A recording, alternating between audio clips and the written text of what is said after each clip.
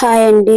గోకరకాయ పచ్చికారం fry ఎలా చేసుకోవాలో చూపిస్తానండి. ఇది రైస్లో కంటే కూడా జొన్న రొట్టె, చపాతీ, రోటీలోకి పర్ఫెక్ట్గా ఉంటుందండి. ఒక్క రోటీలో అరకిలో ఫ్రై అయినా కూడా ఒక మంచి తినేయగలుగుతారండి. అంత టేస్టీగా ఉంటుందండి. ఎలా చేసుకోవాలో చూపించేస్తాను.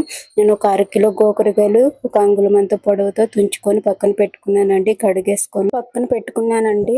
గ్యాస్ మీద గిన్నె పెట్టుకొని అందులో వాటర్ వేసుకొని అవి మరిగిన తర్వాత ఒక హాఫ్ స్పూన్ అంత ఉప్పు వేసుకొని అందులో మనం కడిగి పెట్టుకున్న గోకరకాయలు వేసుకోవాలండి. ఇది 70% ఉడికితే సరిపోతుందండి. మనం ఫ్రై చేసినప్పుడు మిగతా 30% బాయిల్ అవుతుందండి. 70% అంటే కొంచెం కలర్ మారుతుంది అంతే తప్ప కానీ కాయ అయితే పూర్తిగా బాయిల్ కాదండి. అలా కుక్ చేసుకోవాలండి. మూత పెట్టి కుక్ చేసుకుంటే సరిపోతుందండి. చూస్తున్న ఇలా కుక్ అయిన తర్వాత పక్కన దించేసుకొని పక్కన పెట్టుకోవాలండి.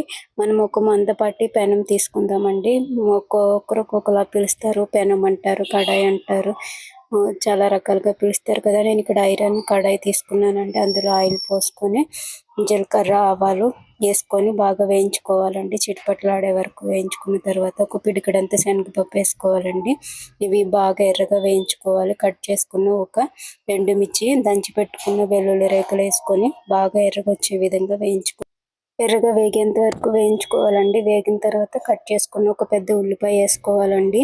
నేను ఇక్కడ పచ్చికారంతో చేస్తున్నాను కాబట్టి నేను తీసుకున్న మిర్చిలో కొంచెం కారం ఎక్కువ ఉందండి. అందుకోసమని నేను అరకిలో గోకరకాయకి ఒక 8 పచ్చిమిర్చి వేసుకున్నానండి. మీరు తినే కారాన్ని బట్టి, మీ దగ్గర ఉన్న పచ్చిమిర్చి కారాన్ని బట్టి మీరు వేసుకోండి.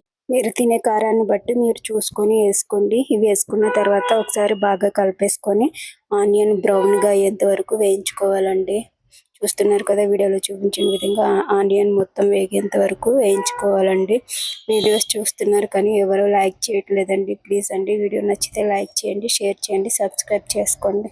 వందల మంది వీడియోస్ చూస్తున్నారు కానీ ఒక్కరు కూడా లైక్ చేయట్లేదండి, ఒక్కరు కూడా సబ్స్క్రైబ్ చేయట్లేదండి. నచ్చితే సబ్స్క్రైబ్ చేసుకోండి. ఇట్లా బాగా వేగిన తర్వాత ఒక హాఫ్ స్పూన్ అంత పసుపు, మనం ముందుగా ఆల్రెడీ సాల్ట్ వేసుకున్నాం కదండి, ఇక్కడ చూసుకొని వేసుకుంటే నేను ఒక హాఫ్ స్పూన్ వేసానండి. ఇవి బాగా వేగిన తర్వాత కించి పక్కన పెట్టుకున్న గోకరకాయని ఇందులో వేసుకోవాలండి. వేసుకొని స్లోగా కలుపుకోవాలండి. మరి ఓవర్గా కలిపితే గోకరకాయ అనేది చిదిరిపోతుందండి. కాబట్టి చూసుకొని నెమ్మదిగా కలుపుకోండి. ఆల్రెడీ 70% ఉడికింది కాబట్టి మూత పెట్టకుండానే ఫ్రై చేసుకోవాలండి. మూత పెట్టి చేస్తే మళ్ళీ మూత పెట్టి చేశారంటే గోకరకాయలోంచి వాటర్ అనేది రిలీజ్ అయిపోయి ఫ్రై కాస్త కర్రీ లెక్క అయిపోతుందండి. ఇక్కడ చూస్తున్నారు కదా, ఇంకొంచెం ఉడకాలి. మీకు అందుకనే చూపిస్తున్నాను 70% అంటే ఎలాగో చూపించాను కదండి. వీడియోలో చూపించిన విధంగా మూత పెట్టకుండా ఒకసారి కలిపేసి ఒక 10 నిమిషాలు ఫ్రై చేసుకుంటే సరిపోతుందండి. ఎంతో టేస్టీ అయిన గోకరకాయ ఫ్రై రెడీ అండి. దీన్ని గోరుచిక్కుడని కూడా అంటారండి.